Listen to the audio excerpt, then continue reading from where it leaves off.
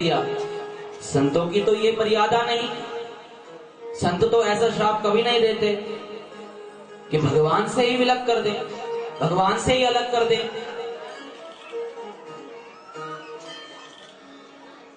तो संतों ने क्या कहा उनको कि तुम्हारा जन्म होगा राक्षस कुल में, लेकिन प्रभु के हाथ तुम्हारी मुक्ति होगी। तो पहला जन्म हुआ हिरण्यकश्यप और हिरण्याक्ष के रूप में। हिरण्याक्ष बड़ा भाई है और हिरण्यकश्यप छोटा भाई, अति बलवान। दोनों को वरदान मिला ब्रह्मा से। एक ने वरदान के मद में मां पृथ्वी को समुद्र के नीचे छिपा दिया। समस्त भूत त्राही त्राही कर उठे। तो मेरे प्रभु ने ब्रह्मा जी के नासिका से अवतार लिया। किसका? वाराह अवतार। बोलिए वाराह भगवान की है। तो अपने दांतों से हिरण्याक्ष का वध किया। उसके पश्चात हिरण्यकश्यप ने ब्रह्मा जी की घोर तपस्या की और वरदान मांगा। क्या? कि मैं ना अंदर मरूं ना बाहर मरूं, ना मेरी मौत किसी देव से हो, ना दानव से हो, ना अस्त्र से हो, ना शस्त्र से हो। तो उनके कुल में पैदा हुआ प्रहलाद भक्त। श्रीमद् भागवत का विषय है, संक्षिप्त में सुनाऊंगा। तो प्रहलाद ऐसा भक्त है कि जिस भक्त को आने के लिए, जिस भक्त को पाने के लिए भगवान भी लालायित रहते हैं, ऐसा भक्त है प्रहलाद। 5 वर्ष की उम्र सिर्फ,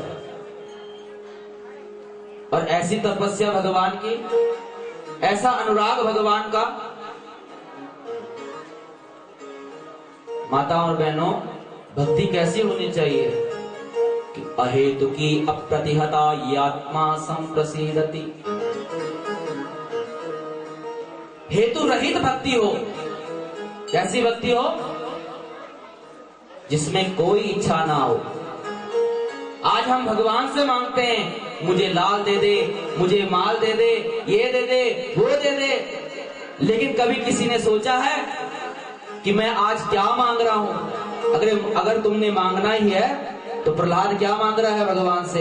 हे प्रभु, मुझे ये नश्वर चीजें नहीं चाहिए, मुझे तो तुम ही चाहिए। तुम मिल गए तो सर्वस्व मुझे मिल गया। तो मांगना है परमात्मा से, क्या मांगो कि हे प्रभु, मुझे आप चाहिए, मुझे दुनियावी चीजों का कोई मतलब नहीं। कि देना हो तो दीजिए जन्म जन्म का साथ। हाँ?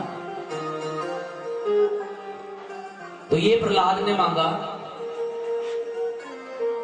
तो हिरण्यकश्यप को पता लग गया कि मेरा पुत्र तो श्री हरि की पूजा कर रहा है, और मारना चाहा पर मार नहीं पाया। जाको राखे साइया मार सके ना कोई। जिसके सिर पर उसका ही हाथ हो जाए, फिर दुनिया का कोई ऐसा माई का लाल नहीं कि वो उसको समाप्त कर सके। प्रभु की कृपा मिल जाए तो दुनिया से हाथ फैलाने की आवश्यकता नहीं।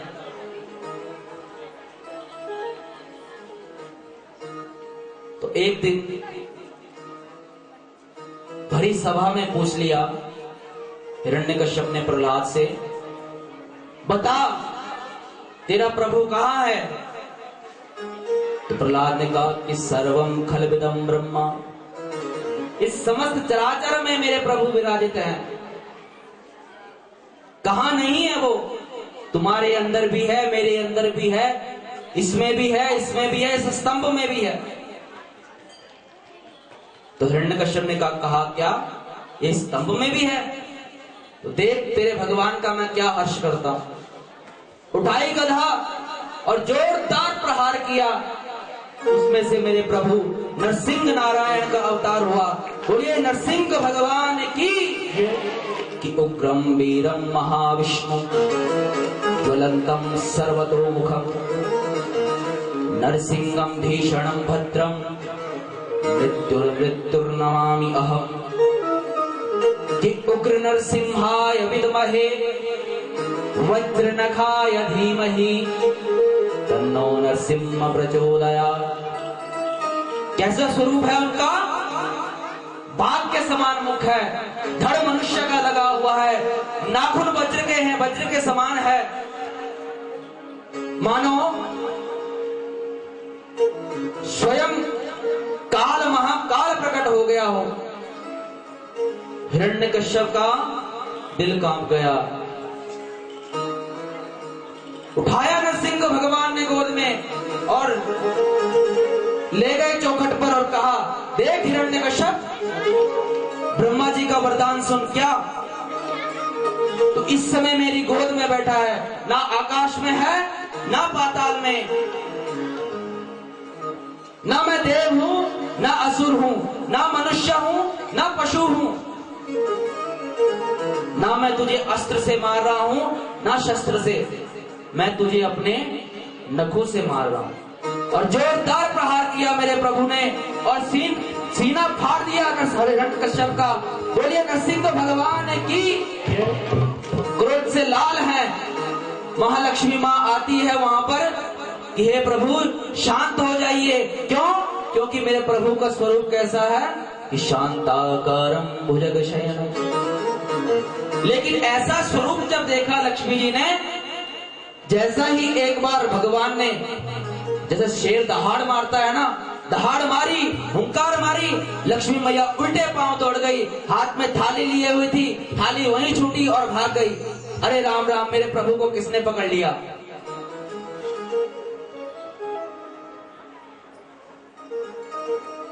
तो अंत में ब्रह्मा जी ने प्रहलाद जी को कहा, क्या? कि भगत के वश में है भगवान।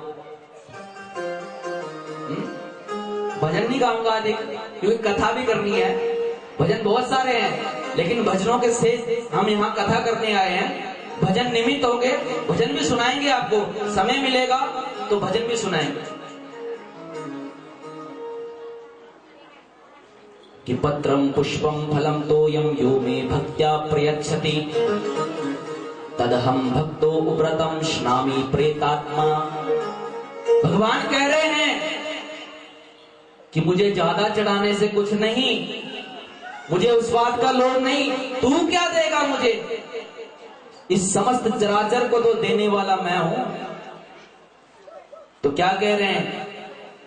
अगर कोई श्रद्धा और भक्ति से मुझे पुष्प, तुलसी का पत्ता भी चढ़ा दे, उसे भी मैं स्वीकार कर लेता हूं। ऐसी माया है मेरे प्रभु की। हाँ, मायापति है वो।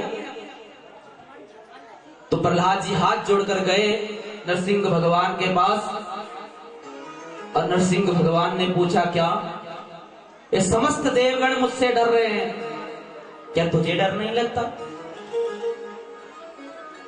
तो प्रहलाद ने पता क्या जवाब दिया? प्रहलाद ने कहा, अरे डरना तो तब होता जब मैंने कुछ गलत किया होता। अरे मेरे लिए ही आए हो तो मैं डरूंगा किस बात के लिए? तुम मेरे लिए ही आए हो।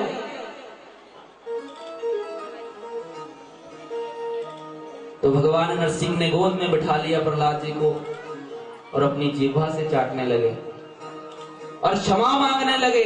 धन्य है ऐसे भक्त जिनसे प्रभु भी क्षमा मांग रहे हैं और कह रहे हैं क्या कि मुझे माफ कर दो, मुझे आने में इतना विलंब हुआ, तुम्हें इतना कष्ट सहना पड़ा, उसके लिए मैं तुमसे क्षमा प्रार्थी हूं। तो धन्य है ऐसे भक्त।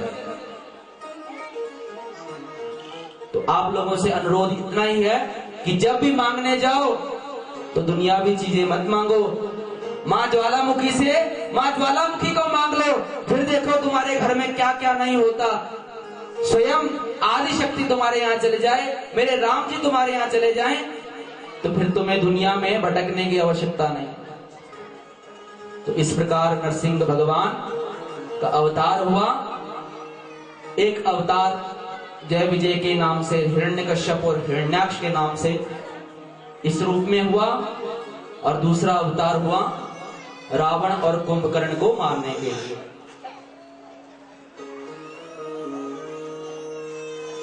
रावण और कुंभकर्ण किस वंश के हैं? स्वयं ब्रह्मा जी के वंश के। पुलस्त्य ऋषि जी हैं जो ब्रह्मा जी के कुल से हैं। इनके पुत्र हुए विशर्वा जी।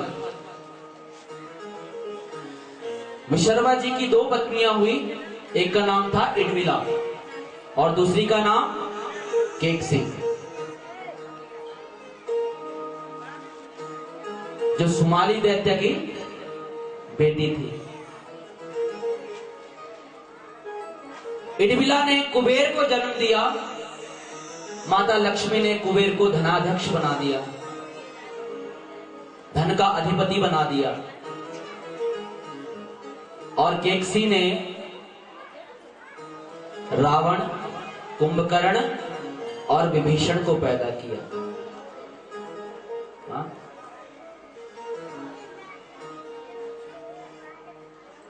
ये समय के अनुसार बड़े होते गए और तीनों ने एक समय में ब्रह्मा जी की तपस्या की। 10,000 वर्ष तक इन्होंने तपस्या की। रावण ने इतनी घोर तपस्या की कि 1000 वर्ष बाद उसने अपना शीश यज्ञ कुंड में डाल दिया। 2000 वर्ष में दूसरा शीश यज्ञ कुंड में डाल दिया। इस प्रकार एक एक करके 9 शीश अपने काटे। 10,000 वर्ष जैसे ही पूरे हुए, 10वां शीश काट के दान करने लगा तो ब्रह्मा जी प्रकट हो गए और पूछा, मांगो रावण, क्या चाहते हो? तो रावण ने मांगा, हरे राम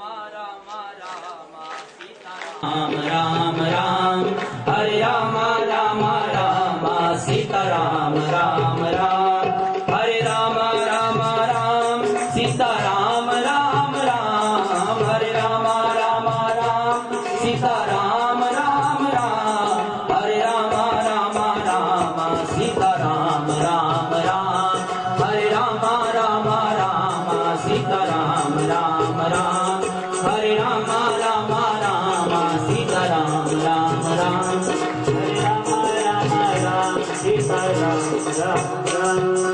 थोड़ी किया हो और उसको इस संसार से छोड़कर जाना ना पड़ा, इसलिए हे रावण तो कुछ और वरदान मांग।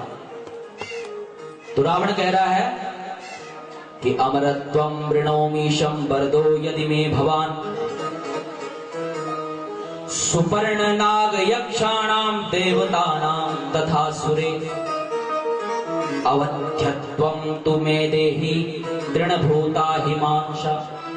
अगर तुम मुझे अमर का वरदान नहीं दे सकते तो मुझे एक वरदान दीजिए। क्या? कि मनुष्य और वानर के अलावा मुझे और कोई ना मार पाए। इस बात का अहंकार था रावण को, क्या कि जब देव देवी देवता मुझे नहीं मार पाएंगे तो मनुष्य और वानर कैसे मार पाएंगे। तो ये वरदान मांगा उसने। अब बारी आई कुंभकर्ण की। कुंभकर्ण शुरू से ही बहुत पराक्रमी, और देवराज इंद्र जानते थे कि अगर इसने वरदान मांगा तो ये निश्चय ही इंद्रासन मांगेगा। तो मां सरस्वती से याचना की कि हे मां, धर्म की रक्षा कीजिए। और मां सरस्वती ने क्या किया? कुंभकर्ण की जिह्वा पर बैठ गई और इंद्रासन की जगह कुंभकर्ण ने निद्रासन मांग लिया कि 6 महीने तक सोऊं और 6 महीने तक खाऊं। ऐसा वरदान मांगा। आए बारे विभीषण की। कहते हैं ना, होनहार जो व्यक्ति होता है ना, उसके लक्षण पहले से ही दिखने शुरू हो जाते हैं। तो विभीषण ने मांगा कि इस दुनिया में सभी वस्तुएं नश्वर हैं, अगर रिद्धि सिद्धियों से भगवान की प्राप्ति हो सकती है तो आप दीजिए, इसमें मुझे कोई आपत्ति नहीं। लेकिन जब ये रिद्धि सिद्धियां भगवान तक नहीं पहुंचा सकती, भगवान का रास्ता नहीं है, तो उन रिद्धि सिद्धियों को लेकर मैं क्या करूंगा? तो ब्रह्मा जी ने बोला, फिर क्या चाहते हो तुम? विभीषण ने कहा, भगवान को पाने का तो एक ही रास्ता है, क्या? भक्ति। विभीषण ने कहा, देना ही चाहते हो तो उस राम के प्रति मुझे अनुरक्ति दे दो, उनके प्रति भक्ति दे दो, इससे अलावा मुझे कोई चीज नहीं चाहिए। इसलिए विभीषण की राम में अनुरक्ति बन गई, भक्ति बन गई, श्रेष्ठ हो गए वो।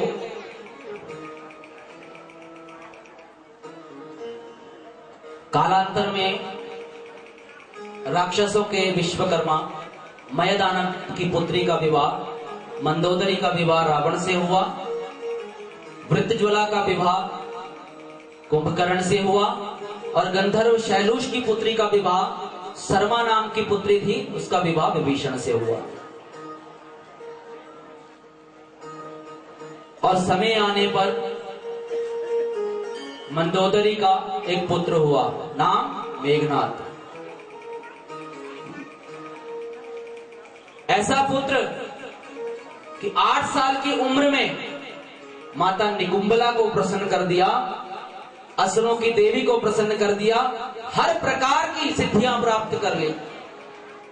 और गया 11 साल की उम्र में गया, इंद्र को जीतकर बंदी बनाकर रावण के चरणों में रख दिया कि लो ये इंद्र है, आज तक किसी ने इंद्र को बंदी नहीं बनाया है, पिताश्री मैंने इंद्र को बंदी बनाया है, इसलिए आज से मेरा नाम इंद्रजीत हुआ।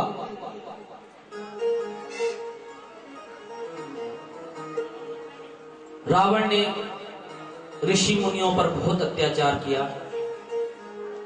उनके सारे पुत्रों ने ऋषि मुनियों का रक्त बहाना शुरू किया।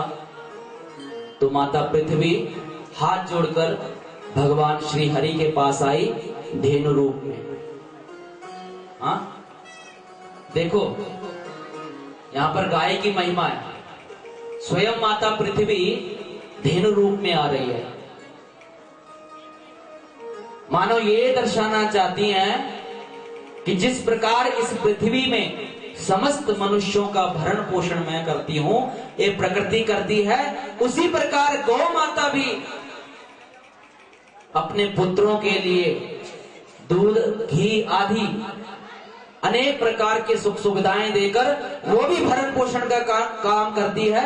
इसलिए पृथ्वी माता ने धेनु का रूप लिया। बोलिए गौ माता की कि या सर्वमिदं व्याप्तम जगत स्थार व जंगमम ताम धेनुम शिरसाम वंदे भूत भव्यस्य मातरा। श्लोक में क्या है कि ताम धेनुम शिरसाम वंदे भूत भव्यस्य मातरा। इस समस्त चराचर सृष्टि में, इस समस्त चराचर सृष्टि की एक ही माता है, कौन? गौ माता।